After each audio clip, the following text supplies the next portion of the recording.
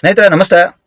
ನೋಡಿ, ನಾವು ಎಷ್ಟೋ ಸಲ ಹೇಳ್ತೀವಿ, ಮೋಸ ಮಾಡೋರು ನಿಮ್ಮಂತವ್ರನ್ನೇ ಕಾಯ್ತಾ ಇರ್ತಾರೆ. ನಿನ್ನೆ ಒಬ್ರು ನನಗೆ ಅನಿಲ್ ಅಂತ ಒಬ್ರು ಫೋನ್ ಮಾಡಿದ್ರು. ಸರ್, ನಾನು ಈ ತರ ಒಂದು ಸೆಕೆಂಡ್ಸ್ ಗಾಡಿನ ಯಾವುದೋ ಒಂದು ರೀಲ್ಸ್ ಅಲ್ಲಿ ಯಾರೋ ಒಬ್ರು ಪ್ರಮೋಷನ್ ಮಾಡಿದ್ರು. ಆ ರೀಲ್ಸ್ ನಾನು ನೋಡ್ಕೊಂಡು ನಾನು ಗಾಡಿ ತಗೊಂಡಿದ್ದೆ ಸರ್. 1,04,000 ರೂಪಾಯಿ ದುಡ್ಡು ಕೊಟ್ಟಿದ್ದೀನಿ. ಈಗ ಆ ಗಾಡಿ ತಗೊಂಡು ನಾನು 5 ದಿನ ಆಗಿತ್ತು. 5 ದಿನದಲ್ಲಿ ನನಗೆ ಹೆಡ್ ಏನೋ ಕೆಲಸ ಬಂದಿದೆ. CNG ಮತ್ತೆ ಪೆಟ್ರೋಲು ಕರೆಕ್ಟಾಗಿ ವರ್ಕ್ ಆಗ್ತಾ ಇಲ್ಲ. ಅದರೊಳಗಡೆ ಏನೋ ನೀರು ಹೋಗಿದೆ ಅಂತೇಳಿ ಇವರು ಆ ನೀರನ್ನ ನೀನೇ ತುಂಬಿದ್ಯಾ ಅಥವಾ ನೀರೊಳಗಡೆ ನೀನು ಗಾಡಿ ಓಡಿಸಿದ್ಯಾ ಅಂತೇಳಿ ಒಂದು 40,000 50,000 ಖರ್ಚಾಗುತ್ತೆ. ಆ ದುಡ್ಡನ್ನ ನೀನೇ ಕೊಟ್ಟು ಮಾಡಿಸ್ಕೋಬೇಕು ಅಂತೇಳಿ ಇದು ಮಾಡ್ತಾ ಇದ್ದಾರೆ. ನೀವು ಅದೇನಿದೆ ಪೊಲೀಸ್ ಸ್ಟೇಷನ್ ಕಂಪ್ಲೇಂಟ್ ಕೊಟ್ಕೊಳ್ಳಿ ಅಂತ ಹೇಳ್ತಾರಣ. ನಂಗೇನು ಗೊತ್ತಾಗ್ತಾ ಇಲ್ಲ ಅಂತೇಳಿ ಅನಿಲ್ ಅಂತ ಹೇಳ್ಬಿಟ್ಟು ಹುಡುಗನ ಹೆಸರು. ಸರಿ ಇರಪ್ಪ, ನಾನು ಬರ್ತೀನಿ ಅಂತೇಳಿ. ಈಗ ನಿಮಗೆ ಗೊತ್ತಿರಂಗೆ ನಾವು ಪ್ರತಿದಿನ ಡ್ಯೂಟಿ ಮಾಡಿಕೊಂಡು ನಮ್ಮ ಸಮಸ್ಯೆಗಳನ್ನ ಬಗೆಹರಿಸ್ಕೊಂಡು ಕೈಲಾದರೆ ಸಹಾಯ ಮಾಡ್ಕೊಂಡು ಹೋಗ್ತಾ ಇದ್ದೀವಿ. ಅರ್ಜೆಂಟಾಗಿ ಅದು ಸಮಸ್ಯೆ ಬಗೆಹರಿಸಲೇಬೇಕು ಅನ್ನೋ ಪರಿಸ್ಥಿತಿ ಬಂದಾಗ ನಾನು ಹೇಳಿದೆ ಅವ್ರಿಗೆ, ನಾನೇನು ಮಾಡೋಕ್ಕಾಗಲ್ಲ. ಕೆಲವರು ತಪ್ಪು ತಿಳ್ಕೊಬೋದು ನನ್ನ ಬಗ್ಗೆ. ನನ್ನ ಕೂಲಿ ಕೊಡಬೇಕಾಗುತ್ತಪ್ಪ ನೀನು ಅಂತೇಳಿ ನಾನೆಲ್ಲೋ ಒಂದು ಕಡೆ ಇದೆ, ಇಲ್ಲಿ ವಸಂತ ನಗರಲ್ಲಿದ್ದೆ. ಇದು ಇನ್ಸಿಡೆಂಟ್ ನಡೆದಿರೋದು ಬಂದು ಮಾಗಡಿ ರೋಡಲ್ಲಿ ಬ್ಯಾಡ್ರಳ್ಳಿ ಹತ್ರ ಯಾವುದೋ ಒಂದು ಸೆಕೆಂಡ್ ಶೋರೂಮ್ಗೆ ಹೋಗಿ ನಾವು ಹೋಗಿದ್ದಾರೆ. ಸೆಕೆಂಡ್ಸಲ್ಲಿ ಮಾಡ್ತಾರಲ್ಲ ಕೆಲವರು ಗಾಡಿಗಳನ್ನ ಇಟ್ಕೊಂಡು, ನಾವು ಸೆಕೆಂಡ್ ಸೇಲ್ ಮಾಡ್ತೀವಿ ಅಂತೇಳಿ.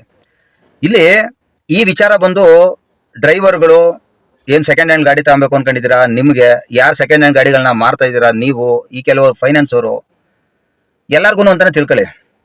ನಾನು ಹೇಳುವಂಥ ವಿಚಾರದಲ್ಲಿ ಡ್ರೈವರ್ಗೂ ಅನುಕೂಲ ಆಗ್ಬೋದು, ಮಾರಾಟ ಮಾಡೋನ್ಗೂ ಅನುಕೂಲ ಆಗ್ಬೋದು, ಫೈನಾನ್ಸ್ ಅವ್ರಿಗೂ ಅನುಕೂಲ ಆಗ್ಬೋದು, ಮತ್ತೆ ಎಚ್ಚರಿಕೆ ಕೂಡ ಎಲ್ಲರಿಗೂ ಆಗ್ಬೋದು. ಯಾಕೆಂದ್ರೆ ನಿನ್ನೆ ನಡೆದಂಥ ಒಂದು ಇನ್ಸಿಡೆಂಟ್ ಅಲ್ಲಿ ನನಗೆ ಒಂದಷ್ಟು ವಿಚಾರಗಳು ನನಗೆ ಗೊತ್ತಿಲ್ಲದೆ ಇರೋಂಥದ್ದು ತಿಳಿತು. ಅಂದ್ರೆ ಯಾರಿಗೋ ಒಬ್ಬಂಗೆ ಸಮಸ್ಯೆ ಆಗಿದೆ, ಆ ಸಮಸ್ಯೆನ ಬಗೆಹರಿಸೋಣ ಅಂತ ಹೋದಾಗ ನನಗೆ ಇಲ್ಲಿ ಒಂದೊಂದೇ ಹುಟ್ಟಾಕೊಳಕ್ ಬಂತು. ಮೊದಲನೇದು ಏನಾಗಿದೆ ಅಂದ್ರೆ, ಗಾಡಿನ ವ್ಯಾಪಾರ ಮಾಡಬೇಕಾದ್ರೆ ಗಾಡಿ ವ್ಯಾಲ್ಯೂ ಎಷ್ಟು, ಅದು ಎಷ್ಟಕ್ಕೆ ಬೆಲೆ ಬಾಳುತ್ತೆ, ಅದನ್ನ ನಾವು ಹೆಂಗೆ ಅದನ್ನ ಲೆಕ್ಕಾಚಾರ ಹಾಕ್ಬೇಕು ಅನ್ನೋದು ಡ್ರೈವರ್ ಗೊತ್ತಿಲ್ಲ. ಆದ್ರೆ ಗೊತ್ತಿರುವಂತ ಏನ್ ಮಾರಾಟ ಮಾಡ್ತಾರೆ ಅವರು ಗೊತ್ತಿಲ್ಲದ ಡ್ರೈವರ್ಗಳನ್ನ ಕಂಡು ಯಾಮಾರಿಸುವಂತ ಪ್ರಯತ್ನವನ್ನ ಮಾಡಿರ್ತಾರೆ. ಅಥವಾ ಅವರು ಕೊಂಡ್ಕೊಳ್ಳುವಾಗ್ಲೂ ಅವರು ಯಾಮಾರ್ಕೊಂಡು ತಗೊಂಡ್ಬಂದಿರ್ತಾರೆ. ಯಾಕಂದ್ರೆ ಒಂದ್ ಕಡೆಯಿಂದ ತಗೊಂಡು ಇನ್ನೊಂದ್ ಕಡೆ ಸೇಲ್ ಮಾಡಬೇಕಾದ್ರೆ ತಗೊಳ್ಳುವಾಗ ಇವರು ಏನ್ ನೋಡಿರ್ತಾರೋ ಬಿಟ್ಟಿರ್ತಾರೋ ಅದು ಗೊತ್ತಿರಲ್ಲ. ಸೊ ಇಲ್ಲಿ ತಗೊಂಡಂತ ಫೈನಲ್ ಆಗಿ ಒಬ್ಬ ಕಸ್ಟಮರ್ ಅಂತ ಅವ್ರ ಕೈಗೆ ಸಿಕ್ಕಿದಾಗ ಅವನ ಸಮಸ್ಯೆನ ಅನುಭವಿಸ್ತಾ ಇರ್ತಾನೆ. ಆ ಕೆಲಸ ಈಗಾಗಿತ್ತು. ಗಾಡಿ ವ್ಯಾಲ್ಯೂನ ಇವರು ಯಾವುದೋ ಒಂದು ಸ್ವಿಫ್ಟ್ ಡಿಸೈರು CNG ಗಾಡಿ 2022 ಗಾಡಿನ 5,50,000 ಅಂತ ವ್ಯಾಪಾರ ಮಾತಾಡ್ಕೊಂಡಿದ್ದಾರೆ. ಕೊನೆ ಫೈನಲ್ಗೆ ನಾನು ಅಷ್ಟು ಕೊಡೋಕ್ಕಾಗಲ್ಲ ಅಂತೇಳಿ ಇದೇನೋ ಈ ಹುಡುಗ ಒಂದು 14,00,000 ರೂಪಾಯಿ ಏನೋ ಕಮ್ಮಿ ಮಾಡಿದ್ದಾರೆ. ಆಮೇಲೆ ಅವರು 5,36,000 ವ್ಯಾಪಾರ ಆಗಿದೆ. ವ್ಯಾಪಾರ ಆದಮೇಲೆ ಈ ಹುಡುಗ ಏನು ಮಾಡಿದ್ದಾನೆ, ಫಸ್ಟ್ ಒಂದು 20,000 ಅಡ್ವಾನ್ಸ್ ಕೊಟ್ಬಿಟ್ಟು ಬಂದಿದ್ದಾನೆ. ಬಂದಮೇಲೆ ಆ ಡಾಕ್ಯುಮೆಂಟ್ ನೋಡ್ರೆ ಒಂದು 10 ದಿವಸ 15 ದಿವಸಕ್ಕೆ ಮಾತ್ರ ವ್ಯಾಲಿಡಿಟಿ ಇದೆ. ಅಷ್ಟರ ಒಳಗಡೆ ಯಾವುದೋ ಇವ್ರ ಹೆಸರಲ್ಲಿ ಲೋನ್ ಆಗಿಲ್ಲ. ಮೊದಲನೇದಾಗಿ 5,50,000 ಲಕ್ಷ ಕೊಟ್ಬಿಟ್ಟು ಸೆಕೆಂಡ್ ಹ್ಯಾಂಡ್ ಗಾಡಿ ತಗೊಂಡು ರೀಸೇಲ್ ವ್ಯಾಲ್ಯೂ ಇರಲ್ಲ, ರೀಸೇಲ್ ವ್ಯಾಲ್ಯೂ ಇರಬೇಕು ಅಂತ ಹೇಳ್ಬಿಟ್ಟು ಹೋಗಿ ಹಳ್ಳಕ್ಕೆ ಬೀಳೋ ಬದಲು ಗಾಡಿಗಳು ಹಳೆ ಮಾಡ್ಲಿ ಆದ್ರೂ ಇವತ್ತಿನ ಏನು ಈ ಓಲಾ, ಊಬರ್, ರ್ಯಾಪಿಡೋ ಇಂಥ ಕಂಪ್ನಿಗಳಲ್ಲಿ ಓಡಿಸ್ಬೇಕಾದ್ರೆ ಗಾಡಿ ಕ್ಲೀನ್ ಆಗಿರ್ಬೇಕಷ್ಟೇ, ಅವರು ಮಾಡ್ಲು ಕೇಳಲ್ಲ. ನೀವು ದುಡಿಮೆನ ಕಷ್ಟಪಟ್ಟು ಜೀವನ ಮಾಡಕ್ ಬಂದಿದ್ದೀರಾ ಅಂದ್ರೆ ಕಡಿಮೆ ಗಾಡಿ ಒಂದು, ಈಗ ನೋಡಿ ಹೋಂಡಾ ಆಕ್ಸೆಂಟ್ ಆಗಿರ್ಬೋದು, ವೆರಿಟೋ ಗಾಡಿ ಆಗ್ಬೋದು, ಅಥವಾ ನಿಸಾನ್ ಸನ್ನಿಗಳಾಗಿರ್ಬೋದು, ಇಲ್ಲ ಒಂದಷ್ಟು ಗಾಡಿಗಳು ಇರ್ತವೆ. 1 ಲಕ್ಷ 1.5 ಲಕ್ಷ ಓಡಿರ್ತದೆ, ಇಲ್ಲ ಕೆಲವೊಂದು 2 ಲಕ್ಷ 3 ಲಕ್ಷ ಓಡಿದ್ರು ಅಂತ ಗಾಡಿಗಳನ್ನ 1 ಲಕ್ಷ 1.5 ಲಕ್ಷಕ್ಕೆ ಸಿಗುತ್ತೆ. ತಗೊಂಡು ಕಷ್ಟಪಟ್ಟು ದುಡಿಯೋರು ರೆಡಿ ಮಾಡ್ಸ್ಕೊಂಡು ಓಡಿಸ್ಕೊಳ್ಳಿ.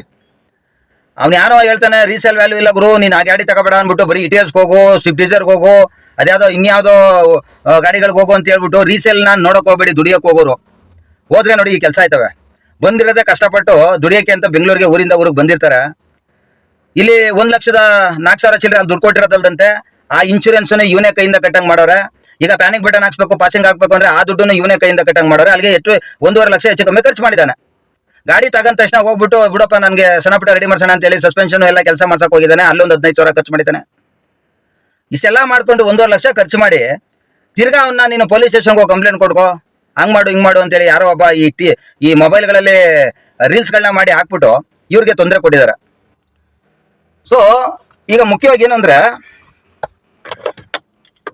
ನೋಡಿ, ಲೋನ್ ಹೆಂಗೆ ಅಮರ್ಸೋನೆ ಅಂತ ಹೇಳ್ತೀನಿ. ಈ ಲೋನ್ನ ಮಿಸ್ಟರ್ ಅನಿಲ್ ಚೌದಪ್ಪ ವಡರ್ ಅಂತೇಳಿ ಇವರು ಹೆಸರಿಗೆ ಲೋನ್ನ ಮಾಡಿದ್ದಾರೆ. 4,89,208 ರೂಪಾಯಿ ಲೋನ್ ಸ್ಯಾಂಕ್ಷನ್ ಆಗಿದೆ. ಅದರಲ್ಲಿ ಅವನಿಗೆ ಬಡ್ಡಿನ ಫಿಕ್ಸೆಡ್ 20% ಇಂಟ್ರೆಸ್ಟ್ ನ ಹಾಕಿ ಮಹೇಂದ್ರ ಅಂಡ್ ಮಹೇಂದ್ರ ಸಂಸ್ಥೆಯವರು ಬಡ್ಡಿನ ಹಾಕಿ ಅದನ್ನ 3 ವರ್ಷ ಅಂದ್ರೆ 36 ತಿಂಗಳಿಗೆ ಬಡ್ಡಿ ಹಾಕ್ಬಿಟ್ಟು ಟೋಟಲ್ ಆಗಿ 6,60,345 ರೂಪಾಯಿ ಅಮೌಂಟ್ ನ ಇವನ್ ಕೈಯಿಂದ ಕಟ್ಟೋ ತರ ಮಾಡಿದ್ದಾರೆ. ಅಂದ್ರೆ ತಿಂಗಳು ಕಟ್ಕೊಂಡು ಹೋಗ್ಬೇಕು. EMI ಅಮೌಂಟ್ ಬಂದ್ಬಿಟ್ಟು 18,000 ರೂಪಾಯಿ ಏನೋ EMI ಅಮೌಂಟ್ ಬರುತ್ತೆ. ನೋಡಿ ಅದೇ ಒಂದು ಲೋನಲ್ಲಿ ಅದರ್ ರಿಸೀವಡಬಲ್ ಅಂತೇಳಿ ಅಮೌಂಟ್ನ 44,985 ರೂಪಾಯಿ ಇಟ್ಕೊಂಡವ್ರೆ. ಏನಕ್ಕಪ್ಪ ಅಂತ ನಾನು ಅವ್ರಿಗೆ ಕೇಳಿದ್ರೆ ಅವ್ರು ಹೇಳ್ತಾರ, ನೋಡಿ ಇದರಲ್ಲಿದೆ ಸ್ಟ್ಯಾಂಪ್ ಡ್ಯೂಟಿಗೆ 200 ರೂಪಾಯಿ ಅಂತೆ, ಪ್ರೊಸೆಸಿಂಗ್ ಫೀಸು 8,135 ರೂಪಾಯಿ ಅಂತ. ಏನು ಪ್ರೊಸೆಸಿಂಗು ಇರಲಿ, GST 1,464 ಅಂತೆ, ಅದರಲ್ಲಿ ತಿರ್ಗಾ GST ಬಂದ್ಬಿಟ್ಟು 266 ಅಂತೆ. ಆಮೇಲೆ IHM health insurance VD RCVD ಅದು 4,999.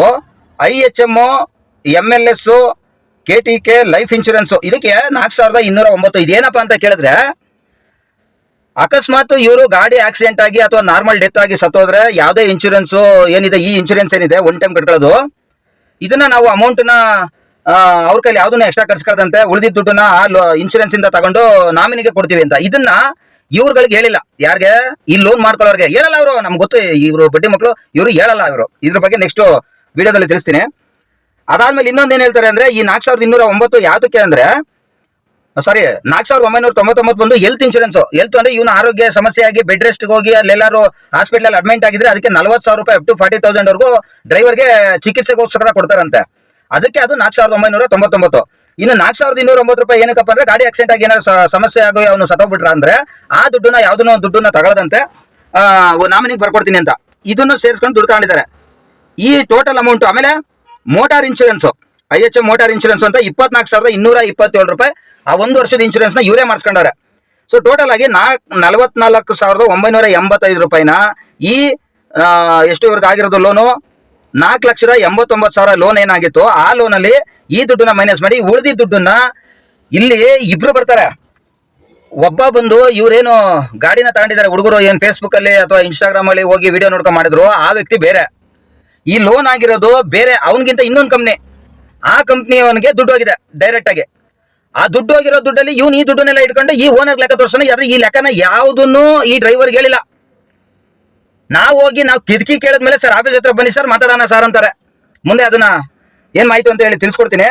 ಈ ರೀತಿ ಮಾಡಿಕೊಂಡು ಡ್ರೈವರ್ಗಳನ್ನ ಸುಲಿಗೆ ಮಾಡ್ತಾ ಇದ್ದಾರೆ. ಸುಲಿಗೆ ಅನ್ನೋದಕ್ಕಿಂತ ಹೆಚ್ಚಾಗಿ ಅವರ ವ್ಯಾಪಾರನ ಮಾಡ್ಕೊಳ್ಳೋದಕ್ಕೋಸ್ಕರ ಈ ಡ್ರೈವರ್ಗಳ ಜೀವನನ ಪಾತಾಳಕ್ಕೆ ತಳ್ತಾ ಇದ್ದಾರೆ. ಕಷ್ಟಪಟ್ಟು ಅವ್ರು ಏನೋ ದುಡಿಯೋದಕ್ಕೆ ಬಂದಿದ್ದಾರೆ.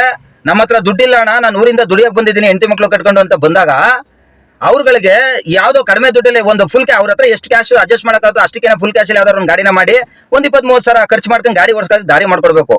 ಅದನ್ನ ಬಿಟ್ಬಿಟ್ಟು ರೀಸೇಲ್ ವ್ಯಾಲ್ಯೂ ಇಲ್ಲ ತಗೊಂಡೇನು ಮಾರಾಟ ಮಾಡೋಕೆ ಹೋಯ್ತಾ ಇದ್ರು. ಅದನ್ನ ನೀವು ದಡ್ಡಗಳಾದವರು ಹೋಗಿ ನೀವು ಗಾಡಿಗಳನ್ನ ಹೋಗಿ ತಗೊಂಡು ಈ ತರ 5 ಲಕ್ಷ 6 ಲಕ್ಷ ನೀವು ದುಡ್ಡನ್ನ ಕಟ್ಕೊಂಡು ನೀವು 18,000 ನೀವು ಪ್ರತಿ ತಿಂಗಳು ಲೋನ್ ಕಟ್ಟಬೇಕು ಅಂದ್ರೆ ತಿಂಗಳಿಗೆ ಅಲ್ಲ ಒಂದು ದಿನಕ್ಕೆ ಎಷ್ಟೋ 618 ರೂಪಾಯಿ ಗಾಡಿಗೆ ಬರೀ ಲೋನ್ಗೆ ಅಂತಾನೆ ಎತ್ ಮಾಡ್ಬೇಕು. ಇನ್ ರಿಪೇರಿಗೆ ಅಂತ ಒಂದು 300 ರೂಪಾಯಿನಾರು ಎತ್ ಮಾಡ್ಬೇಕು. ಅಲ್ಲಿಗೆ 900 ರೂಪಾಯಿ ಗಾಡಿಗೋಸ್ಕರನೇ ದುಡ್ಡು ಇಡಬೇಕಾಗುತ್ತೆ. ಇನ್ ಡಾಕ್ಯುಮೆಂಟ್ಸ್ಗೆ ಅಂತ ಲೆಕ್ಕ ಹಾಕೊಂಡ್ರೆ ಅದಕ್ಕೊಂದು 200 ರೂಪಾಯಿ ಇಡಬೇಕು. 1,100 ರೂಪಾಯಿ ನೀವು ಗಾಡಿಗೆ ಅಂತ ಇಟ್ಕೊಂಡು ಮನೆಗೆ ನಡೆಸ್ತೀರಾ? ದುಡಿಯೋಕ್ಕಾಗದೆ 1,000 2,000 ಅಷ್ಟೇ ದುಡಿಯೋಕ್ಕಾಗದು. ಅದ್ರ ಮೇಲೆ ದುಡಿಯೋಕ್ಕಾಗಲ್ಲ. ದಬಾಯಿಸಿ ಏನೋ ಯಾವ್ದು ಗಾಡಿ ರಿಪೇರಿ ಖರ್ಚು ಬರಲಿಲ್ಲ ಏನೋ ಬರಲಿಲ್ಲ ಅಂದಾಗ ಅವಾಗ ಬೇಕಾದ್ರೆ ಒಂದು 2-3 ಸಾವಿರ ರೂಪಾಯಿ ಏನೋ ಉಳಿತಿದೆ ಅಂತ ಅನ್ಕೋಬಹುದು. 3,000 ಸಂಪಾದನೆ ಕಂಡ್ರು ಕೂಡ ಅದ್ರ ಉಳಿತಾಯ ಅನ್ನೋದು ಬೇಕಲ್ಲ ಒಂದಿನಕ್ಕೆ. ಈ ರೀತಿ ಸಮಸ್ಯೆ ಮಾಡ್ಕೊಂಡು ಮೊನ್ನೆ ಹೋಗಿದ್ದಾಗ ಕೊನೆಗೆ ಅವ್ರ ಹತ್ರ ಯಾರು ಗಾಡಿ ತಗೊಂಡಿದ್ರು ಅವ್ರ ಹತ್ರ ಹೋಗಿ ಮಾತಾಡಿ, ನೋಡಪ್ಪ ಆ ಹುಡುಗ ಏನು ಕಟ್ಟಕ್ಕಾಗಲ್ಲ, ನೀವು ಅದೇನು ಮಾಡಿಸ್ಕೊಡಿ ಅಂದಾಗ ಅವರು ಏನೋ ರಿಕ್ವೆಸ್ಟ್ ಮಾಡ್ಕೊಂಡಿದ್ಕೆ ಆಯ್ತು ಒಂದು 5,000 ರೂಪಾಯಿ ಕಟ್ಟಪ್ಪ ಅಂತ ಹೇಳ್ಬಿಟ್ಟು, ಅದು ಹೆಂಗ್ ಗಾಡಿ ರಿಪೇರಿ ಆದ್ಮೇಲೆ ನೀನು ಅದ್ರಲ್ಲಿ ದುಡ್ದುಬಿಟ್ಟು ನೀನು 5,000 ರೂಪಾಯಿನ ನೀನು 2,000 1,000 ಈ ತರ ಕಟ್ಟಿ ಹೆಂಗೋ ಕ್ಲಿಯರ್ ಮಾಡ್ಕೋ. ಇನ್ನೇನು ಅವರು GPS ಪ್ಯಾನಿಂಗ್ ಬಟನ್ ಹಾಕಬೇಕು ಅಂತ ಹೇಳಿದಾರೆ, ಹಾಕಿಸ್ಕೊಟ್ಬಿಡಪ್ಪ ಹೋಗಿ ಗೌರ್ಮೆಂಟ್ ರೇಟಲ್ಲಿ ಸಿಗುತ್ತೆ ಒಂದ್ ಕಡೆ ಹೇಳ್ತೀನಿ ಅಂತ ಹೇಳಿ ಅವ್ರಿಗೆ ಹೇಳಿ ಆ ಸಮಸ್ಯೆನ ಬಗೆಹರಿಸ್ಕೊಟ್ಟೆ. ನಾನು ಅದಕ್ಕೆ ಹೇಳ್ತೀನಿ, ಗಾಡಿಗಳನ್ನ ತಗೊಳ್ಳೋದಕ್ಕೆ ಮುಂಚೆ ಯಾರನ್ನಾರು ಗೊತ್ತಿರೋರ್ನ ಕೇಳಿ ಮಾತಾಡಿ, ಅದಾದ್ಮೇಲೆ ಗಾಡಿ ತಗೊಳ್ಳಿ. ನೀವು ಅದಕ್ಕೆ ಬಿಟ್ಬಿಟ್ಟು ಹೋಗಿ ಹಳ್ಳಕ್ಕೆ ಬಿದ್ದಾದ್ಮೇಲೆ ಈಗ ಬಂದು ಸಮಸ್ಯೆ ಹಿಂಗಾಗಿದೆ ಅಂತೇಳಿ ನಮ್ಮಂತವ್ರನ್ನ ಕರ್ಕೊಂಡೋಗಿ ಮಾಡೋ ಬದಲು ಮುಂಚಿತವಾಗಿ ಎಚ್ಚರಿಕೆಯಿಂದ ನೀವು ಕೆಲಸನ ಮಾಡಿ ಬಗೆಹರಿಸ್ಕೊಳ್ಳಿ.